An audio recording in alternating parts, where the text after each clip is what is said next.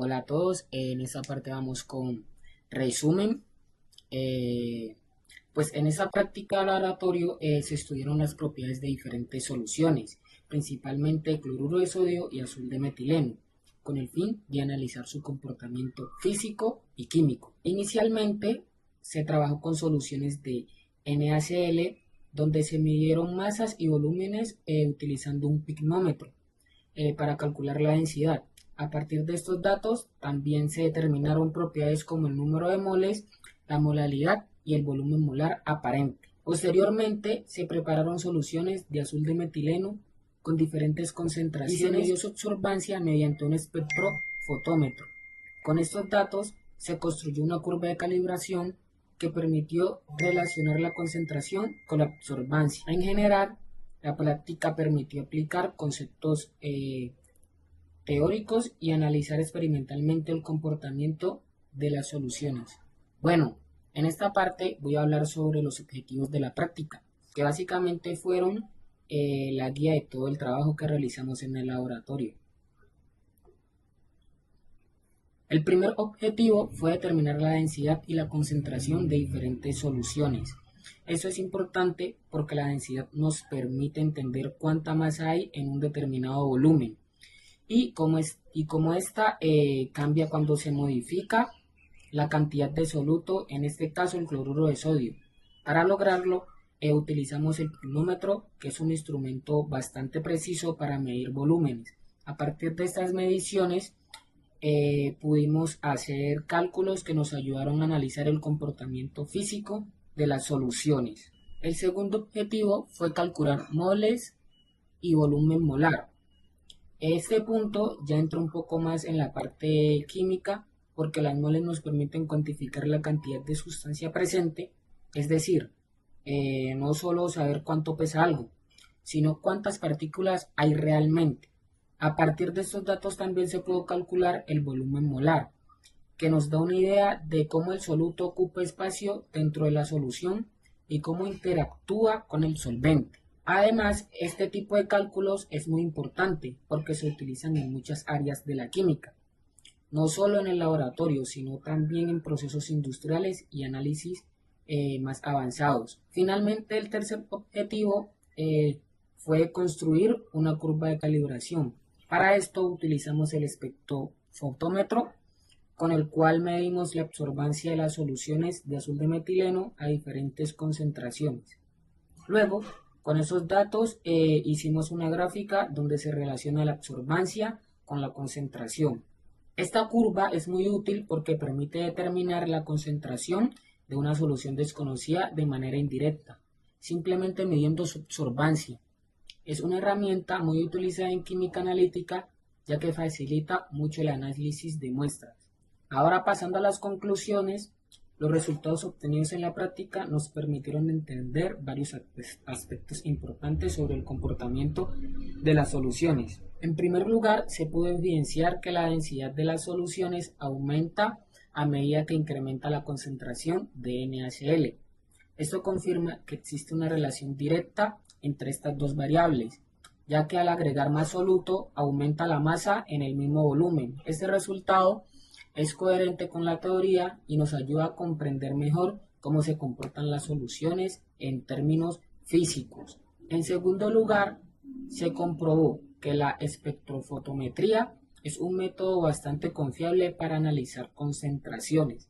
Esto se observó porque la absorbancia fue directamente proporcional a la concentración del azul de metileno, lo cual permitió obtener una curva de calibración con una tendencia lineal. Gracias a esta relación se pueden determinar concentraciones desconocidas de manera más rápida y precisa, lo que hace que esta técnica sea muy útil en diferentes áreas como la química, la biología y hasta en análisis ambientales. Por último, el uso del pignómetro junto con los cálculos realizados como la molaridad en números de moles y el volumen molar aparente permitió obtener resultados bastante precisos. Esto no solo ayudó a cumplir con los objetivos de la práctica, sino también permitió reforzar la comprensión de las propiedades físico-químicas de las soluciones. Además, esta práctica fue importante porque permitió mejorar habilidades experimentales como el manejo de instrumentos de laboratorio, la toma de datos y análisis de resultados, que son básicamente fundamentales para cualquier estudiante de química. En conclusión, la práctica no solo sirvió para aplicar conceptos teóricos, sino también para entender de manera más clara y práctica cómo se comportan las soluciones en diferentes condiciones. Dos cálculos y resultados. En la tabla número 1 tenemos los resultados obtenidos en la curva de calibración. La curva de calibración se realizó a partir de una solución madre de 50 ppm y se realizaron como tal 5 diluciones para obtener una concentración de 40, 30, 20, 10 y 2.5 ppm. Y se realizó como tal la medición de la absorbancia de cada una de las soluciones de la curva de calibración. Luego se realizó la gráfica absorbancia versus concentración, a la cual le sacamos como tal la ecuación de la recta y el coeficiente de correlación. En este caso tenemos un coeficiente de correlación de 0.9892 y una ecuación de la recta que es que Y es igual a 0.08344 por C, que en este caso C es la concentración en ppm, más 0.6397. Esta curva como tal, calculada a partir de los datos obtenidos en la curva y la pendiente obtenida. Para poder realizar como tal la determinación de las concentraciones de las muestras que fueron sometidas a degradación, se realizó como tal en este caso el despeje de C, y bajo esta fórmula es donde realizamos como tal la cuantificación de los resultados obtenidos en la curva de calibración.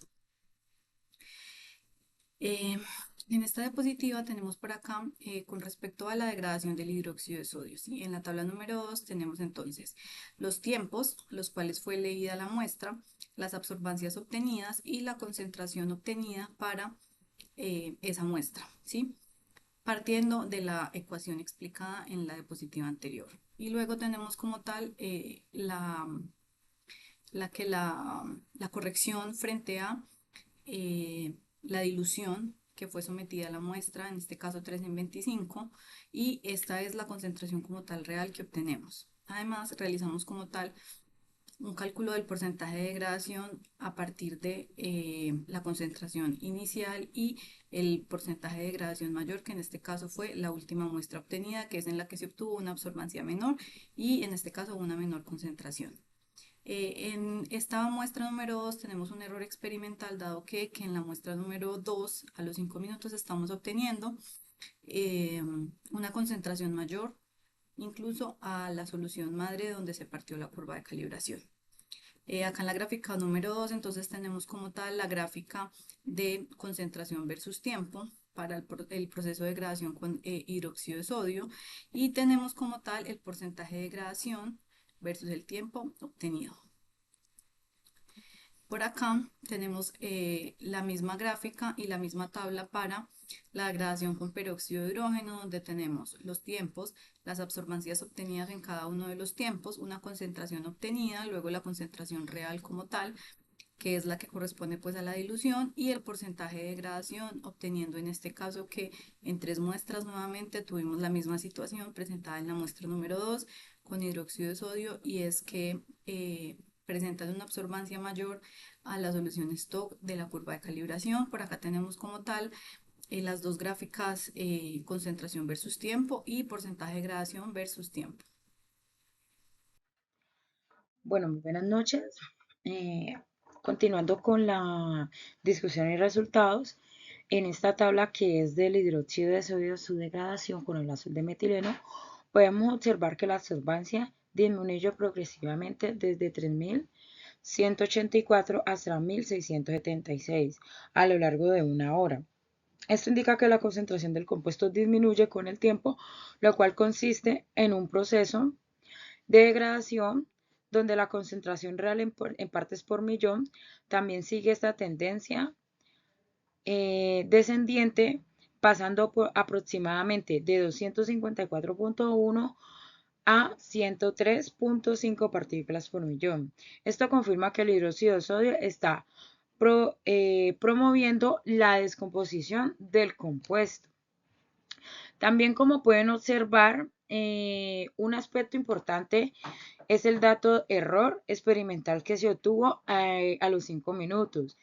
Esto es debido a que alguna inconsistencia que se pudo tener al inicio del experimento, ya que es un error que no es un valor tan atípico, debido a la preparación de la muestra que pudo ser más concentrada que el de la madre. Entonces, esto pudo afectar un poquito que se hubiera salido del rango esperado. Teniendo en cuenta que el hidróxido de sodio, pues en efectivo, en la degradación del compuesto reacciona dependiendo del tiempo y la concentración. Eso existe una tendencia clara que disminuye la absorbancia y su concentración. Y digamos que el proceso donde alcanza la degradación moderada es de un 60% en una hora, lo que sugiere que podría requerir más tiempo a unas condiciones más fuertes para así poder ser degradado. Bueno, en esta podemos observar en donde vemos la degradación del peróxido de hidrógeno. Digamos que su variación es muy leve, debido a que entre 3150 y 3299, lo que indica que no hay una disminución sostenida. Digamos que como se espera que el proceso sea una degradación eficiente, en consecuencia la concentración real se mantiene prácticamente constante alrededor de 250 a 265 partes por millón durante una hora. Esto sugiere que el peróxido de hidrógeno en condiciones de experimento no logra degradar significativamente el compuesto, en este caso que es el azul de metileno. Digamos que como análisis crítico, estos resultados son coherentes, digamos que con la literatura, debido a que el peróxido de hidrógeno por sí solo suele requerir una activación, ya sea por luz UV o un catalizador como hierro o una reacción fetón, de los cuales sirve para generar radicales de hidroxilo altamente reactivos que permitan una degradación significativamente y así poder ver cómo se degrada rápidamente este peróxido de hidrógeno, lo cual no se nota en esta tabla debido a que necesita un catalizador para que esto sea más rápido. Discusión de resultados. Los resultados obtenidos en la curva de calibración muestran una relación directamente proporcional entre la concentración del azul de metileno y la medida de absorbancia. Este comportamiento se ajusta a la ley de Beer-Lemberg, la cual establece que la absorbancia es linealmente dependiente de la concentración de la especie absorbente. En cuanto al coeficiente de determinación, el valor obtenido fue de 0.9892. Esto indica una muy buena correlación lineal. Esto significa que el 98% de la variabilidad de la absorbancia se explica por los cambios en la concentración, lo que valida el método analítico que se utilizó y además la precisión en la preparación de las soluciones. En cuanto a la interpretación de la ecuación de la recta, la pendiente representa la sensibilidad de este método. En términos físicos, está relacionada con el coeficiente de absortividad molar del azul de metileno a una longitud de onda medida. Una pendiente positiva y constante asegura que pequeñas variaciones en la concentración puedan ser detectadas con facilidad. En cuanto al intercepto, teóricamente, a una concentración de 0 partes por millones, este debe ser de 0. El hecho de que el intercepto en este caso fue de 0.6397 sugiere que puede haber un error sistemático o puede haber ruido de fondo. El intercepto distinto de 0 se interpreta como una desviación de la ley de Beer-Lemberg. Esto puede atribuirse a fenómenos como la autoasociación o la polimerización molecular del azul de metileno, donde la formación de dímeros altera la absortividad molar promedio del sistema. Asimismo, este valor puede estar relacionado con la presencia de radiación parásita o con una respuesta residual en el blanco, lo que provoca un desplazamiento del origen de la función de respuesta.